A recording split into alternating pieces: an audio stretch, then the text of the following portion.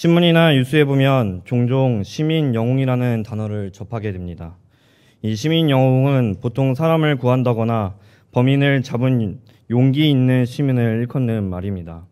철도에 떨어진 사람을 구한다거나 도둑이나 강도를 잡은 시민을 예로 들 수 있습니다. 그처럼 용기 있는 시민 덕분에 생명이 구해지거나 자신의 물건을 찾은 사람들은 이 감사를 표하기도 합니다. 그뿐만 아니라 신문이나 뉴스에서는 그 내용을 보도하기도 하며 이를 본 사람들이 용기 있다라는 등의 칭송을 하게 되는 것입니다. 세상에서는 생명을 구하거나 의로운 일을 한 사람을 시민 영웅이라 칭송하며 그 영광을 높여주는 것이었습니다. 그렇다면 성도가 진정 영광의 찬송을 올려드려야 하는 분은 누구겠습니까? 당연히 바로 하나님이십니다. 오늘 본문은 하나님을 찬송할 수밖에 없는 이유에 대해 분명하게 말해주고 있습니다. 오늘 본문 1절에서 사도 바울은 자신을 그리스도 예수의 사도라고 밝히고 있습니다. 또한 에베소에 있는 성도들과 그리스도 예수 안에 있는 신실한 자들에게 라고 말하는데, 이는 에베소 교회를 포함한 그리스도 예수 안에 있는 신실한 모든 자들과 교회에게 보낸 편지였습니다. 2절에서는 하나님 우리 아버지와 주 예수 그리스도로부터 은혜와 평강이 너희에게 있을지어다 라고 말합니다. 이처럼 사도 바울은 1절과 2절에서 예수 그리스도를 언급하고 있는데, 그 이유는 곧 자신뿐만 아니라 초대교회 성도들이 예수 그리스도를 통해 하나님의 은혜를 입은 자들이었기 때문이었습니다. 그런 까닭에 사도 바울은 3절에서 찬송하리로다 라고 시작하며 하나님을 찬송할 수밖에 없는 그 이유에 대해 설명하고 있습니다. 그렇다면 성도가 하나님을 찬송할 수밖에 없는 이유는 무엇이겠습니까? 오늘 저는 주어진 본문을 통해 성도가 하나님을 찬송할 수밖에 없는 3가지 이유가 무엇인지를 함께 알아보고자 합니다. 첫째로, 예수 그리스도 안에 있는 성도는 하나님의 자녀가 되게 하시는 은혜로 인해 하나님을 찬송하게 됩니다. 본문 3절부터 6절까지의 말씀을 같이 합독하도록 하겠습니다. 찬송하리로다. 하나님 곧 우리 주 예수 그리스도의 아버지께서 그리스도 안에서 하늘에 속한 모든 신령한 복을 우리에게 주시되, 곧 창세전에 그리스도 안에서 우리를 택하사 우리로 사랑 안에서 그 앞에 거룩하고 흠이 없게 하시려고 그 기쁘신 뜻대로 우리를 예정하사 예수 그리스도로 말미암아 자기의 아들들이 되게 하셨으니, 이는 그가 사랑하시는 자 안에서 우리에게 거저 주시는 바 그의 은혜의 영광을 찬송하게 하려는 것이라. 아멘. 앞서 말했듯이 사도 바울은 3절에서 찬송하리로다 라고 시작하고 있는데, 그 찬송의 대상은 하나님 곧 우리 주 예수 그리스도의 아버지였습니다. 여기서 하나님은 바울이 2절에서 밝히고 있듯이 성도에게 있어 우리 아버지 되시는 분이셨습니다. 곧바로 바울은 하나님 곧 우리 주 예수 그리스도의 아버지를 찬송하는 이유를 밝히고 있는데, 그것은 바로 하늘에 속한 모든 신령한 복을 우리에게 주시기 때문입니다.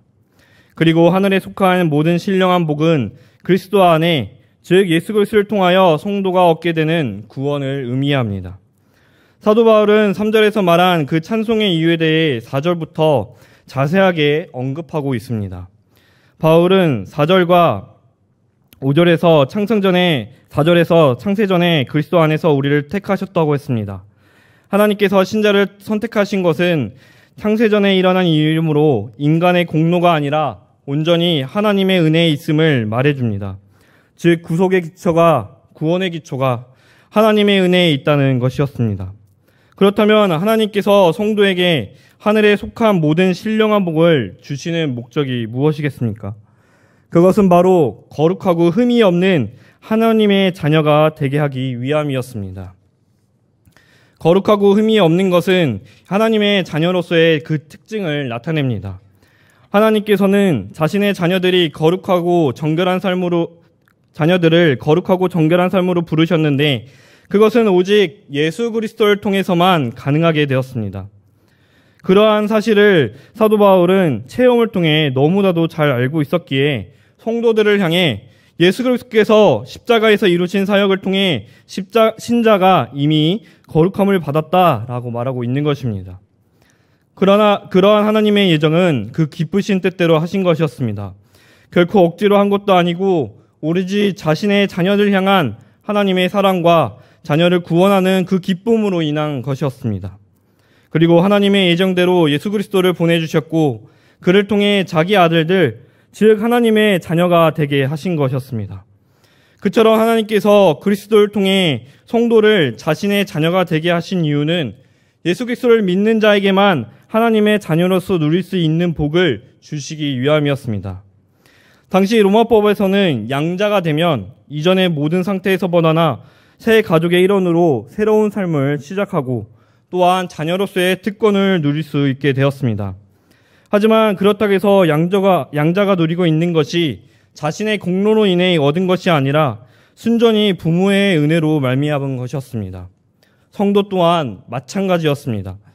사도 바울은 자신과 성도들이 하나님의 은혜로 말미암아 하나님 자녀가 되었음을 분명히 알고 있었습니다. 예수 그리스도를 통하여 하나님의 자녀라는 신분을 소유하며 그 자녀로서의 특권을 누릴 수 있게 된 것은 전적인 하나님의 은혜 때문에 가능한 일이었습니다. 또한 그처럼 하나님께서 은혜를 베푸시는 이유는 바로 하나님의 은혜의 영광을 찬송하게 하려는 것이었습니다. 그러한 사실을 사도 바울은 잘 알고 있었기 때문에 사람이 택함을 받고 하나님의 자녀가 된 것이 하나님을 찬송하기 위함인 줄을 알았기 때문에 고난 인사가 끝나자마자 하나님의 찬송으로 시작했던 것입니다. 보통 자녀를 사랑하는 부모라면 자신의 자녀들에게 사랑을 베풀며 자녀가 잘 자라나도록 자신이 할 수 있는 최선의 노력을 하게 됩니다. 그리고 그 자녀는 어떤 공로도 없이 그저 부모님을 통하여 자녀로서 누릴 수 있는 그 부분들을 누리며 살게 됩니다. 그렇다면 자녀는 자신을 낳아주시고 길러주신 부모님의 은혜에 자연스럽게 감사할 수밖에 없지 않겠습니까? 이것은 신앙생활에서도 적용됩니다. 성도는 예수 그리스도를 보내주시는 하나님의 은혜로 하나님의 자녀가 됩니다.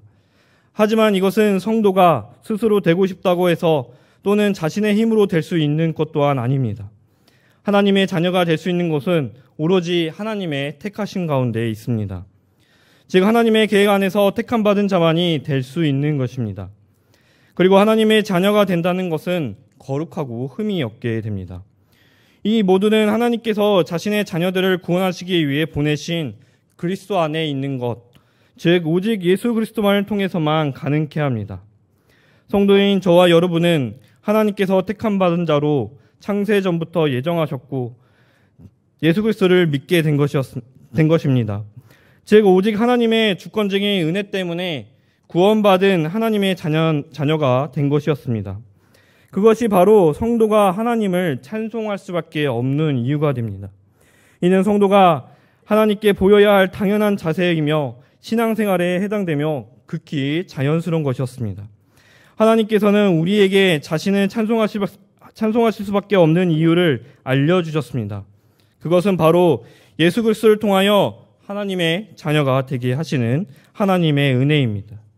자녀를 향한 하나님의 사랑은 하나님을 향해 영광스러운 찬송을 절로 쏟아내게 합니다.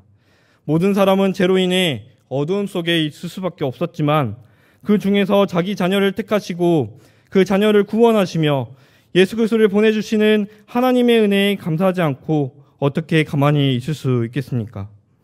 하나님께서 자기 자녀에게 보여주시는 은혜에 대한 반응은 하나님과 그분의 영광을 찬송하는 것입니다. 그 찬송을 올려드릴 수 있는 또한 하나님의 은혜 때문입니다. 그 은혜는 예수 그리스도를 통하여 누리게 되는 것입니다. 그러므로 예수 그리스도를 통해 우리를 하나님의 자녀로 삼아주시는 하나님의 은혜에 감사하며 하나님과 그분의 은혜와 영광을 항상 찬송하는 성도들이 되시기를 바랍니다. 둘째로 예수 그리스도 안에 있는 성도는 그 아들을 통하여 죄를 사해 주시는 은혜로 인해 하나님을 찬송하게 됩니다. 본문 7절부터 10절까지를 합독하겠습니다. 우리는 그리스도 안에서 그의 은혜의 풍성함을 따라 그의 피로 말미암아 속량 곧 제사함을 받았느니라. 이는 그가 모든 지혜와 총명을 우리에게 넘치게 하사 그 뜻의 비밀을 우리에게 알리신 것이요 그의 기뻐하심을 따라 그리스도 안에서 때가 찬 경륜을 위하여 예정하신 것이니 하늘에 있는 것이나 땅에 있는 것이나 다 그리스도 안에서 통일되게 하려 하심이라. 아멘.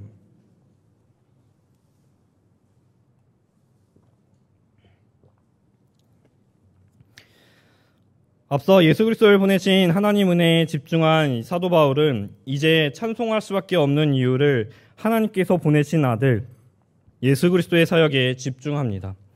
사도 바울은 우리, 즉 자신과 성도들이 그리스도 안에서 그의 은혜의 풍성함을 따라 그의 피로 말미암아 속량 곧 제사함을 받았다고 말하고 있습니다.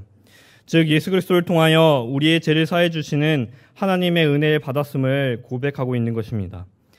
하나님의 독생자이신 예수 그리스도는 이 하나님으로부터 택함받은 자녀를 구원하기 위해 보냄을 받아 이 세상에 오셨습니다. 죄가 없으신 예수 그리스도께서는 십자가 위에서 우리의 죄를 짊어지고 우리를 대신하여 형벌을 받으심으로써 우리의 죄값을 대신 치르셨습니다.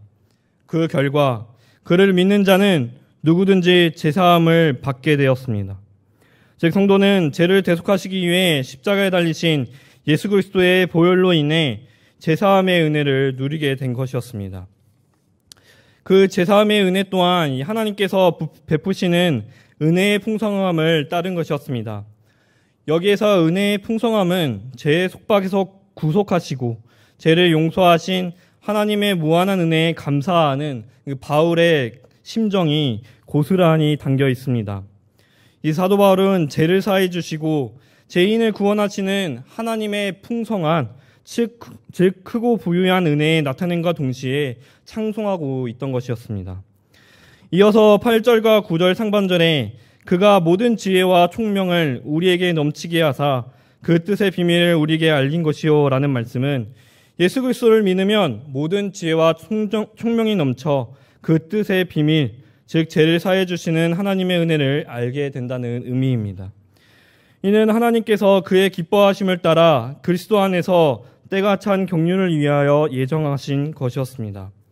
그것은 예수 그리스도의 십자가 보혈을 통한 이 제사함의 은혜는 우연이 아니라 하나님의 기쁘신 뜻과 그 예정을 따라 계획되고 진행된 것임을 분명히 알려줍니다.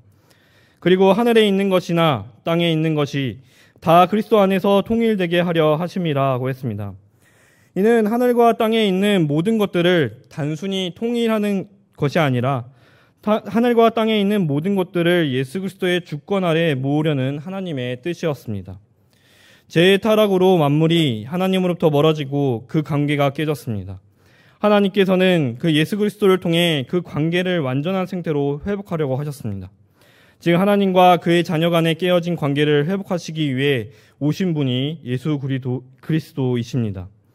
성도는 하나님께서 보내신 예수 그리스도의 이 십자가의 보혈로 제사함을 받고 이 깨어진 하나님과의 관계를 회복하게 된 것이었습니다. 바로 그것이 성도가 하나님을 찬송할 수밖에 없는 두 번째 이유가 됩니다. 당신의 자녀들을 구원하시기 위해 하나님께서 보내신 그리스도 안에 있는 것, 즉 예수 그리스도를 믿음으로써 가능케 됩니다. 예수 그리스도께서 이 땅에 오신 것은 결코 우연도 아무 이유가 없는 것도 아닙니다. 예수 그리스도는 자신의 택함받은 자녀를 구원하시기로 한 하나님의 뜻과 예정을 따라 보내심을 받으신 하나님의 독생자이셨습니다. 그리고 성자 하나님께서 낮고 낮은 이 땅에 사람의 몸을 입고 오셔서 죄가 없으심에도 불구하고 십자가에 달리셔서 흘리신 그 보혈로 택함받은 자녀들의 죄를 대속하셨습니다. 저와 여러분은 예수 그리스도의 십자가의 보혈로 이 제사함을 받은 성도입니다. 이 제사함의 은혜는 하나님의 은혜였습니다. 왜냐하면 하나님께서 자신의 택함을 받은 자녀를 죄를 사하시기 위해 예수 그리스도를 보내셨기 때문입니다. 그런 까닭에 우리는 예수 그리스도 안에 있어야만, 예수 그리스도를 믿어야만 제사함을 받을 수 있습니다. 그리고 하나님과 깨어진 관계를 회복할 수 있게 되는 것입니다.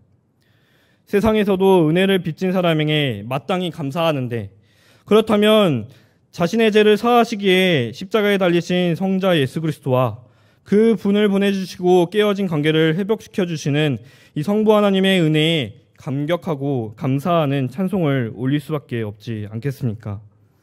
그러므로 예수 그리스도의 십자가 보혈을 통한 제사함 또한 이 하나님의 은혜이며, 그 제사함은 오직 예수 그리스도 안, 즉 예수 그리스도를 통해서만 가능하다는 것을 늘 기억하고, 그리스도 안에 늘 거하면서 예수 그리스도를 보내주셔서 죄를 사해 주시는 이 놀랍고 크신 하나님의 은혜를 높이 찬송하는 성도들이 되시기를 바랍니다.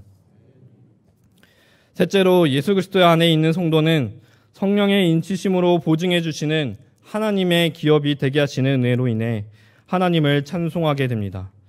본문 11절부터 14절까지 합독하도록 하겠습니다. 모든 일을 그의 뜻의 결정대로 일하시는 이의 계획을 따라 우리가 예정을 입어 그 안에서 기업이 되었으니, 이는 우리가 그리스도 안에서 전부터 바라던 그의 영광의 찬송이 되게 하려 하심이라. 그 안에서 너희도 진리의 말씀 곧 너희의 구원의 복음을 듣고 그 안에서 또한 믿어 약속의 성령으로 인치심을 받았으니, 이는 우리 기업의 보증이 되사 그 얻으신 것을 속량하시고 그의 영광을 찬송하게 하려 하심이라. 아멘. 사도 바울은 11절에 모든 일을 그의 뜻의 결정대로 일하시는 이의 계획을 따라 우리가 예정을 입어 그 안에서 기업이 되었으니 라고 했습니다. 여기에서 모든 일을 그의 뜻의 결정대로 일하시는 이라는 말씀은 이 세상의 모든 역사를 자신이 정하신 대로 실행하시는 하나님을 의미합니다. 바울은 자신이 세우신 온전하신 목적과 계획을 실행하기 위해 자신의 주권과 섭리를 나타내시는 분이 하나님이심을 찬송하고 있는 것입니다. 이처럼 바울이 찬송하는 이유는 성도들에게 하나님께서 모든 일을 그의 목적대로 따라 이루신다라는 이 사실을, 즉 하나님과 주권과 섭리에 대한 그 확신을 성도들에게 심어주기 위함이었습니다.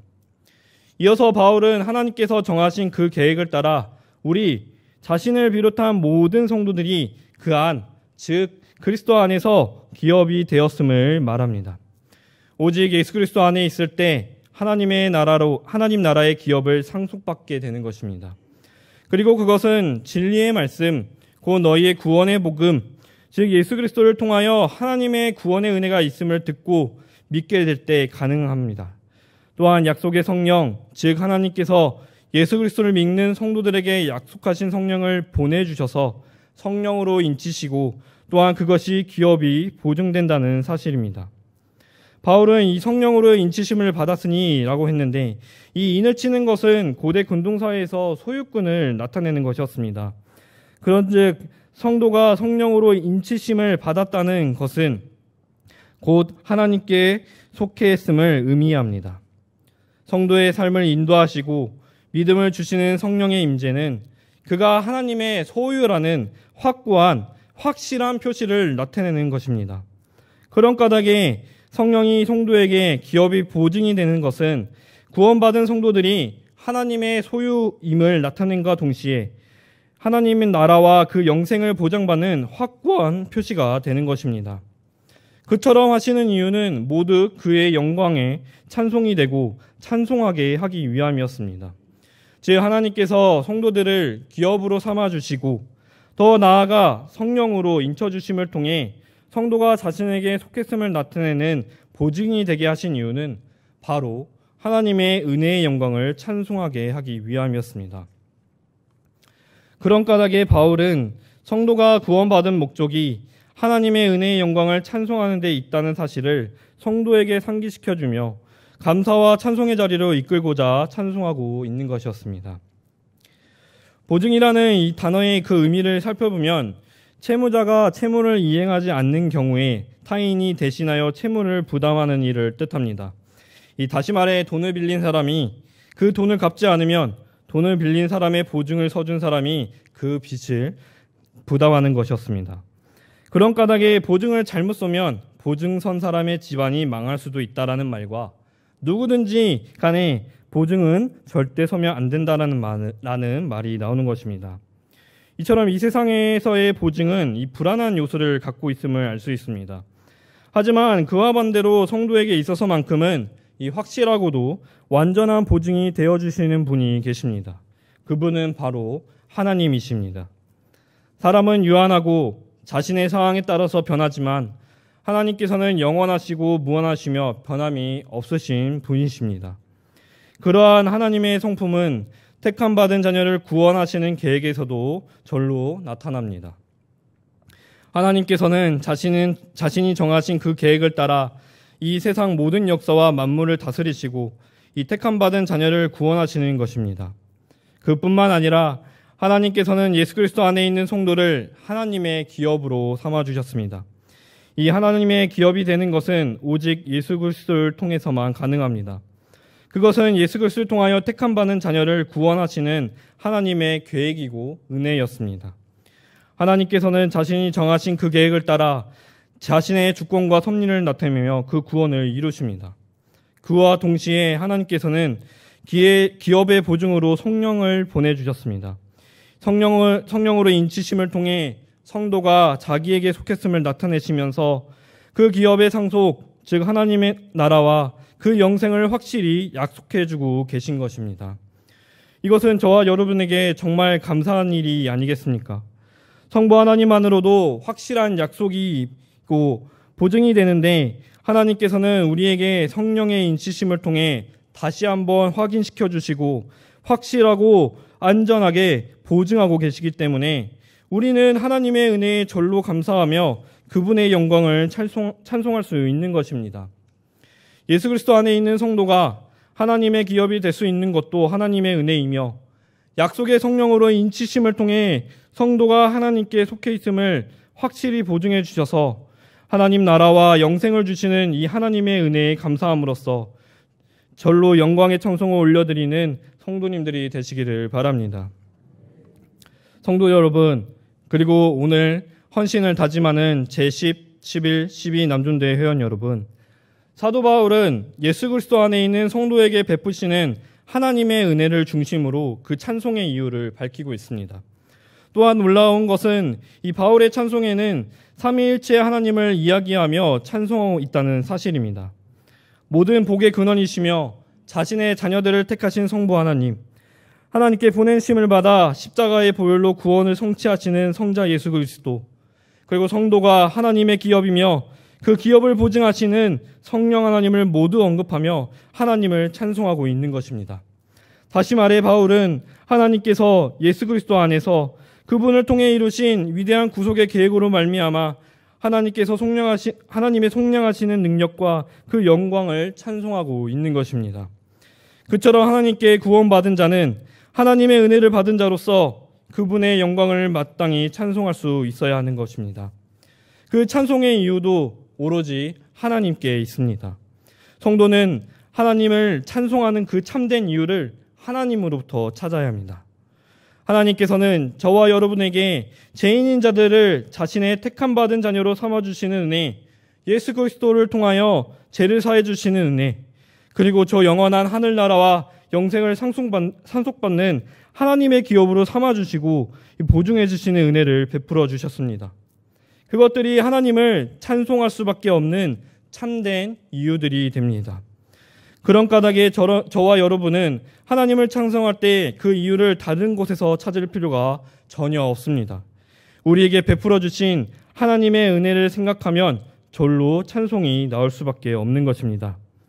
예수 그리스도 안에 있는 성도, 바로 저와 여러분이 하나님의 은혜에 감사하며 영광의 찬송을 올려드릴 때 하나님께서 기뻐하시지 않겠습니까? 택함받은 자녀로 삼아주시는 은혜, 이 죄를 사해 주시는 은혜, 하나님의 기업으로 삼고 성령으로 인치심을 통해 보증해 주시는 은혜, 이 모든 은혜는 예수 그리스도 안에 있는 성도에게 베풀어 주시는 하나님의 은혜임을 늘 기억하면서 하나님께 항상 감사와 영광의 찬송을 올려드리는 성도들이 되시기를 바랍니다.